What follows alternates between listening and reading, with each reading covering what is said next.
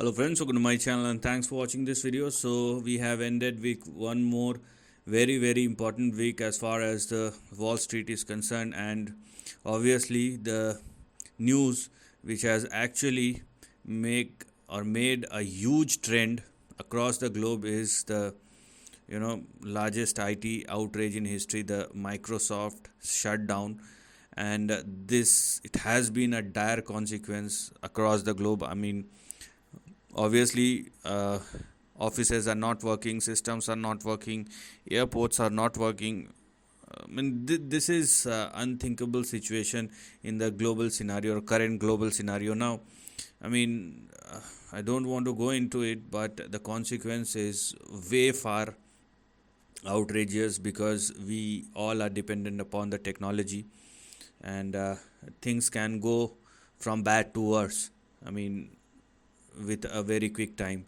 So the thing is, obviously market has reacted. You can clearly see Dow Jones closed 0.93%, S&P 500 0.71%, and Nasdaq 0.81%. I mean, I would have thought that actually it has cracked down a bit more than it looks right now, but and this is not at all a good situation. Now the question is, what lies ahead? Is it something which the market is sensing? Okay, this IT or tech issue is one thing, or Microsoft issue is one thing, but is it something which the market is sensing in the near term?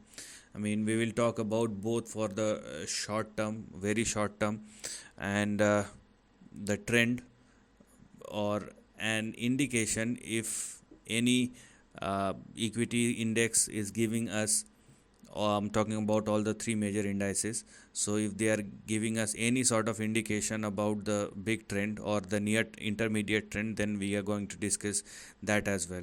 So obviously you will find the impact of this shutdown on various things. So let us now jump into the chart and let us see the chart one after another, because it's very important to discuss the chart. Now what we have here, this is the price chart on, I'm talking about the daily price chart of Dow Jones. So when we are looking at the daily price chart, first of all, we have seen a price breakout. Okay, you can clearly see a price breakout, and it is still a price breakout because with the Friday's close, it is still trading at or above the breakout level, which is a very good thing at the end of the day, that Dow Jones is trading above 39,972 and most importantly above 40,100. So if it continues to trade above both these levels, it is still in a I would say uptrend, because it is trading above the breakout level. But as I told you, is there is anything which the market is sensing, so we have to work with the potential trend as well. So what I'm going to do, I mean, you can simply include this trend as far as the next potential analysis is concerned. Okay, what if that the market is sensing something and it's going to be a correction which has started or which is about to start, and this is what I'm trying to talk about. Whether it will happen or not, that we will review time and time again, but this is the kind of indication which one must be worry about. Okay, so it's not about it is sustaining above 40,100 or not, but what if Dow Jones has made a near term resistance at 41,500, and if there is a downside, then it may swing back somewhere in between 35 and 36,800, 36,900, where it's going to find its next big support, and it's going to take couple of weeks or couple of months before before the trend settles down. So please understand the risk as well. Now let's talk about Nasdaq, and let us see Mr. Outperformer Index. So let us see what the price chart of Nasdaq is indicating. So I was working with this, so you can clearly see the kind of price action we have for Nasdaq, and it is indicating some similar kind of trend. So if you are saying that no, it's not downside, then let the Nasdaq surpass and sustain above 18,748, 749. Okay, if the or if this particular indices continues to move the way it is right now, then obviously the next big support we have for Nasdaq will be in between 15,200 and 16,250. So this is what we're gonna look at as far as the next big trend or potential next price action for Nasdaq. You can use, I mean, if I draw a line like this, you're gonna have your next big support at 16,928. But if it falls eventually below this line, then we're gonna have our next big support in between 15 and 16,000. So this is what we have here. Now let us talk about the most balanced index, and we are talking about S&P 500, and this is the price chart of S&P 500. Obviously, when I say, I mean, I don't want to go big in S&P 500 because this is one of the most balanced index. So we have to take small steps or baby steps for S&P 500 specifically.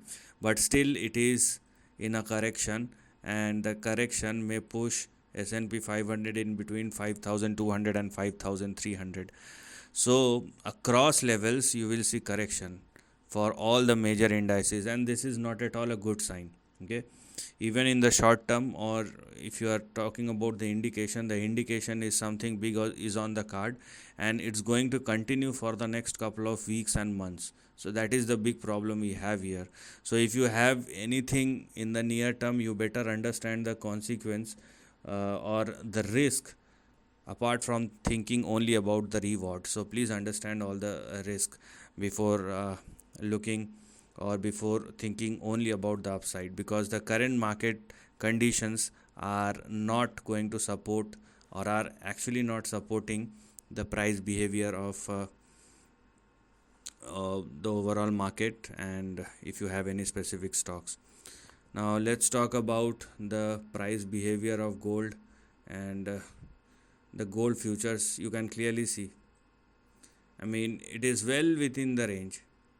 It has moved higher, no doubt about it, but the range continues, and the kind of price behavior we have for gold futures, it is, I mean, after hits the upper end of the range at 2473, it is now moving towards 2288, which is going to be the next big support. So basically it's a consolidation which is happening right now, and it may take couple of weeks, couple of more weeks before, or at least a month, okay, before it actually gets over and before the next move up started. So it's in a consolidation, but this is not a correction. When you are comparing equity index with gold futures, so gold futures is a clear sign of consolidation, because it is first of all happening within in between a range, and obviously it is one of the safest asset class. So this is giving you rather a buying opportunity. For equity index, you have to wait and watch. Now let us talk about the dollar index and what the dollar index is telling you. So in the very near term, you can again see an up move. So you can simply see the correlation between the dollar index and the equity market. So the range right now for dollar index is simply this. So this is what we have here as far as the lower end of the range is concerned, and on the upside we have something like this. Okay, so these are all this is the current range in between which dollar index is trading. So on the downside we have 103 and 104, and if it continues to trade above 104, it may again retest 106 and 106.5. So the same levels repeat once, and again and again and again. So please understand the risk over here, and if dollar index swings higher, equity market will move lower. This is what we have here. Last but not the least, let us discuss about the price chart of Bitcoin. Lately it has again turned volatile, so you must understand the trend and the price move. You can clearly see the price behavior. It is within a range, and unless it surpasses and sustains above 74,783, or let's say 74,800 or more, it is still within a range. So please understand the range before actually going big on Bitcoin, or before, let the breakout happen. That's the most important thing, and then do whatever you like. So uh, gold is looking in a consolidating range. Dollar index is moving higher. Bitcoin is showing strength. That's, there is no doubt about it, although it's very near to the resistance, but there is no sign of weakness. The sign of weakness lies in the equity market, and that is quite visible. So you have to wait and watch before finding or before entering into your next good bet. Let the market decide where it wants to go, and how much percentage point, or how much point, how many point all the major indices will move, and then you will take your decisions accordingly. So this is the end of the video. Thanks for watching.